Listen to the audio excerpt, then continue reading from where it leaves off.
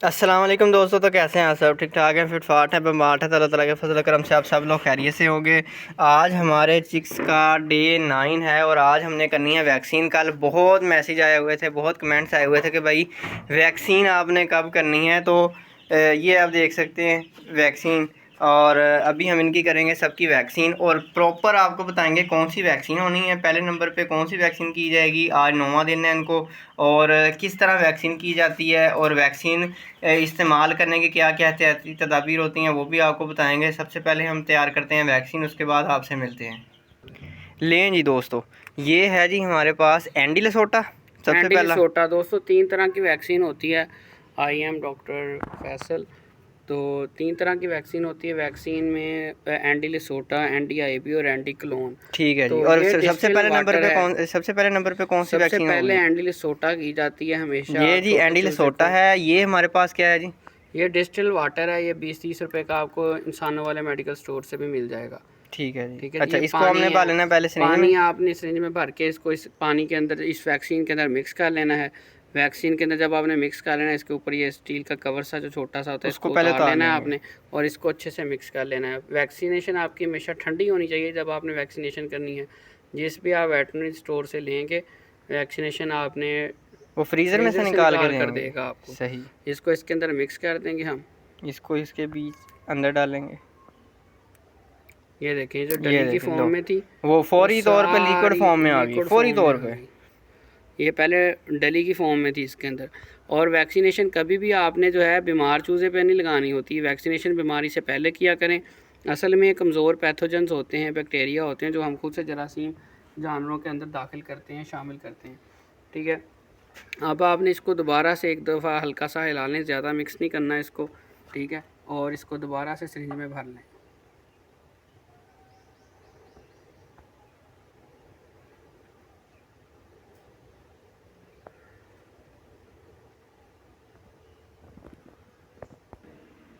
ये दोस्तों, इस तरह से आप लोगों ने सिरिंज में जो है पानी मिक्स करने के बाद डिस्टिल वाटर लेना है आपने। उसके बाद इस तरह से सिरिंज आपने भर लेनी है और एक एक दो दो ड्रॉप्स जो हैं ये सुई लगी रहेगी। सुई का मुझे कुछ दोस्त लास्ट वीडियो में कमेंट कर रहे थे, भाई सुई उतार लो। सुई उतारने से क्या होगा जी, डैमेज ना हो जाए आपका चूज़ा, ये ना हो जाए, वो ना हो जाए। भाई सुई के बगैर हम उसके जब चोंच में उसके एक ड्रॉप को जब छोड़ेंगे चोंच के अंदर मुँह में, तो वो सिरिंज के बगैर नहीं जा सकता। तो आपने एहतियात के साथ ही अगर ख़ुद वैक्सीनेशन करनी है डॉक्टर के मशवरे से करें और एहतियात के साथ वैक्सीनेशन करें। जी तो दोस्तों, वैक्सीनेशन 3 तरह की होती है। मैं आपको बता रहा था, एंडी लिसोटा, एंडी क्लोर और एंडी आईबी। उसके बाद गम्बोरो है। ठीक है, 4 तरह की टोटल है। एंडी की 3 तरह की वैक्सीन है, चौथी गम्बोरो की है। तो ये वैक्सीनेशन करने से बहुत ज़्यादा फ़ायदा होता है। आपके चिक्स के अंदर जो अचानक से रानीखेत की बीमारी फैल जाती है, वो बीमारी नहीं फैलती। आपका एक परिंदे की कीमत एंड पे सिर्फ निकलती है अगर आप एक वैक्सीनेशन करते हैं। वही अगर आपके सारे परिंदे लॉस हो जाएं तो बहुत ज़्यादा नुकसान है। असल में कमज़ोर पैथोजेंस होते हैं जो हम जिस्म के अंदर शामिल करते हैं, जिसकी वजह से जिस्म जो है इम्यूनिटी बनाता है अपने अंदर, दफ़ाई क़ुव्वत मुदाफ़ित वाले सेल्स को पैदा करता है। लेकिन हमने कमज़ोर पैथोजेंस, कमज़ोर बैक्टीरिया दाखिल किए होते हैं, इसलिए जिस्म जो है फ़ौरन उनको मार लेता है। और फ्यूचर में अगर कोई बीमारी आए तो वो सेल तैयार होने की वजह से चूज़ा जो है, मुर्गी जो है, खुद ब खुद उससे लड़ लेती है। उस बीमारी से लड़ने की क़ुव्वत मुताफ़ित उसके अंदर आ जाती है। ये होती है असल में वैक्सीनेशन।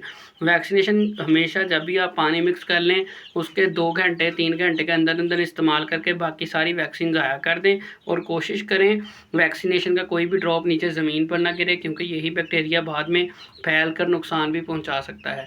वैक्सीनेशन करने के बाद इसको दूर फेंक कर आएँ, इसके डब्बी को भी, इसकी सिरिंज को भी अपने फार्म से, क्योंकि ये बैक्टीरिया हवा के ज़रिए, पाँवों के ज़रिए भी ट्रैवल कर जाते हैं और फार्म तक जरासीम दोबारा आ सकते हैं।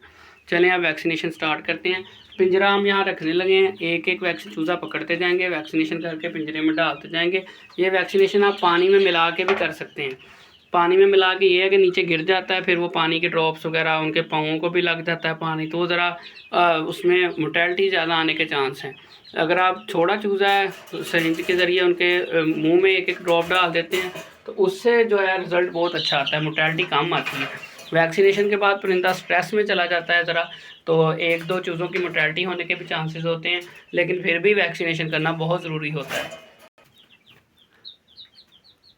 बस एक ड्रॉप छोड़ दो इसे पिंजरे में। लो जी, ये हमारा वैक्सीनेशन वाला वैक्सीनेटेड चूज़ा हो गया। यहाँ पे हमने इनको अलग करते जाना है, मिक्स नहीं करना। अब बहुत सारे दोस्त ये सवाल करते हैं कि अगर हमारे जो हैं ड्रॉप जो है एक से ज़्यादा अगर मुंह में चला जाए तो उसका क्या है फिर। तो उसमें भी कोई मसला नहीं है, एक से ज़्यादा ड्रॉप्स भी चले जाएँ तो कोई मसला नहीं, लेकिन कोशिश करें आप एक ड्रॉप ही दिया जाए तो अच्छा है जी। चलो जी, बस इसकी भी वैक्सीनेशन हो गई। इतना सा काम है दोस्तों, और बहुत बड़े नुकसान से इंसान बच सकता है।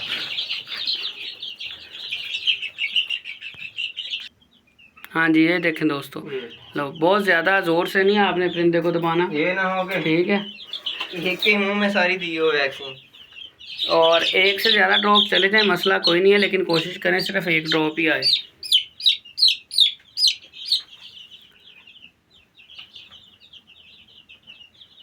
बस इस तरह 1 बाय 1 ये देखें, ये 4 चूज़े जो हैं इस टाइम इनकी वैक्सीनेशन हो गई। इनको हमने पिंजरे में बंद कर दिया ताकि ये मिक्स अप ना हो।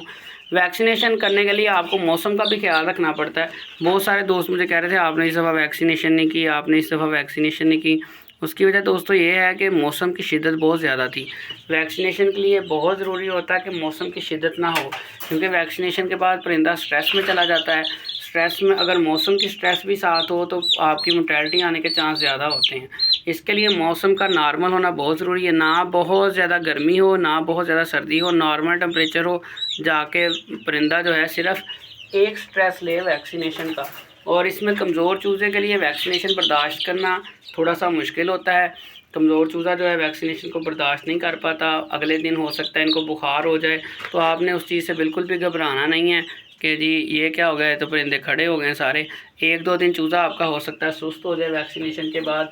अगर तो मौसम आपने नॉर्मल रखा, टेम्परेचर नॉर्मल रखा, तो चूज़े को उम्मीद है बुखार नहीं होगा।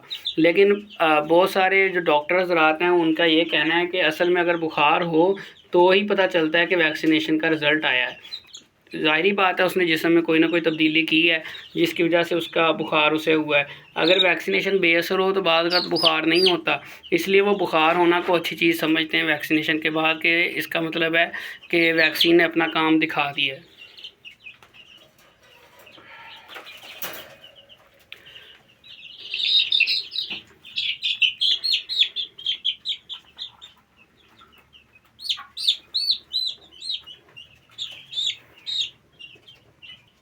इसके बाद दोस्तों हम इंशाल्लाह 10-12 दिन बाद इनकी नेक्स्ट वैक्सीन जो है NDIB, वो ब्रोंकाइटिस की, सांस के निज़ाम के लिए इनके, और उसके बाद ND जो है क्लोन की वैक्सीन, और फिर गम्बोरो की वैक्सीन जब ये लड़कपन में जाते हैं वो वैक्सीनेशन करेंगे।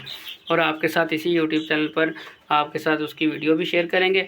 और इससे पहले वाली वीडियो में हमने वज़न करके दिखाया था आपको वीकली, और मुझे कमेंट आया था कि भाई आप हर वीक जो है चूज़े का वज़न करके हमारे साथ वीडियो में शेयर किया करें कि एवरेज वज़न चूज़े का कितना हो गया कितने दिनों में। तो वो भी आपके साथ इंशाल्लाह हम आपकी बात हमने नोट कर ली है, उसको भी हम वीकली आपके साथ शेयर किया करेंगे कि कितना रिज़ल्ट है। अगर उसमें बेहतरी आ सकती हुई तो वो भी आप हमारे साथ शेयर कीजिएगा। अगर आपको लगे कि बहुत अच्छा रिज़ल्ट है तो हमसे कोई क्वेश्चन पूछना चाहें ताकि सब दोस्तों भाइयों को फ़ायदा हो तो वो भी आप पूछ सकते हैं। वैक्सीनेशन के हवाले से वीडियो अपलोड करने का मकसद यही है कि आप जो है वैक्सीनेशन करें चूज़ों की लाजमी। वैक्सीनेशन करने के फ़ायदे ये हैं कि फ्यूचर में पूरा का पूरा शेड और फार्म आपका खाली नहीं होता। वैक्सीनेशन करने के बाद आपका चूज़ा 80% तक सेफ़ हो जाता है बीमारियों से। सफाई का ख्याल रखें, वैक्सीनेशन लाजमी करें, वैक्सीनेशन चारों वैक्सीनेशन करें, हो सके तो इनकी बूस्टर डोज भी लगाएं। बूस्टर डोज से मुराद वही वैक्सीन दोबारा करें। वैक्सीन की एक मुद्दत होती है, उस वैक्सीन मुद्दत के बाद दोबारा से वैक्सीन करनी पड़ती है। वैक्सीन सदाबहार नहीं होती, मतलब आज इनकी वैक्सीनेशन कर ली है इसका ये मतलब नहीं कि अब मैं अगले 10 साल इसी वैक्सीनेशन पे बैठा रहूँ कि मैंने वैक्सीनेशन कर दी थी। ये वैक्सीनेशन वक्फे से करते रहना चाहिए और बूस्टर डोज भी लगाते रहना चाहिए। वैक्सीनेशन से नेक्स्ट डे क्या करना है वो इंशाल्लाह हम आपको नेक्स्ट वीडियो में आपके साथ शेयर करेंगे कि वैक्सीनेशन से अगले दिन इनका क्या ट्रीटमेंट करना है, जिसकी वजह से इनकी जो वैक्सीनेशन के साइड इफ़ेक्ट्स हैं उसको कम से कम किया जाए और मोर्टेलिटी को कंट्रोल कैसे किया जाए। वो इंशाल्लाह हमारा एक बड़ा टॉपिक है, नेक्स्ट टॉपिक है, वो हम नेक्स्ट वीडियो में आपके साथ कवर करेंगे। आज की हमारी वैक्सीनेशन की वीडियो यहाँ होती है कंप्लीट। उम्मीद करता हूँ आपको पसंद आई होगी। अब हम बाकी चीज़ों की तरह तसल्ली से वैक्सीनेशन कर लें, क्योंकि वीडियो के साथ वैक्सीनेशन करना काफ़ी मुश्किल हो रही है।